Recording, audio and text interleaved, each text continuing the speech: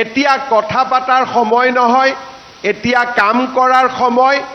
অহা কেইটামান মাহত আমাৰ লক্ষ্য হৈছে যে প্ৰথম আমি অসমৰ আই মাতৃসকলক, সেলফ হেল্প গ্ৰুপৰ আই মাতৃসকলক যি মহিলা উদ্যমিতা 10,000 টকাৰ প্ৰতিশ্ৰুতি দিছিলোঁ, তাক আমি সম্পূৰ্ণৰূপে যাতে পূৰণ কৰিব পাৰোঁ, সেই লক্ষ্যত এতিয়া আমি আগবাঢ়ি যাম। পঞ্চায়ত নিৰ্বাচনৰ সময়ত আমি আপোনালোকক প্ৰতিশ্ৰুতি দিছিলোঁ যে দালি, নিমখ আৰু চেনি আপোনালোকক কম মূল্যত দিম। 1 অক্টোবৰৰ পৰা সেই আঁচনিখনো আমি আৰম্ভ কৰিম।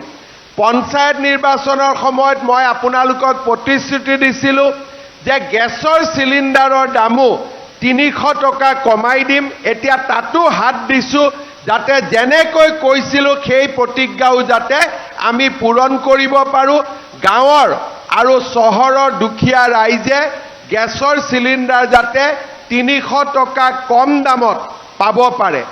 আৰু আমি নতুনকৈ যিসকলৰ নাম অৰুণোদয় আঁচনিত অন্তৰ্ভুক্ত কৰিছিলোঁ, তেওঁলোককো যাতে আমি সোনকালে অৰুণোদয় দিব পাৰোঁ, তাৰো ব্যৱস্থা আমি ইতিমধ্যে হাতত লৈছোঁ।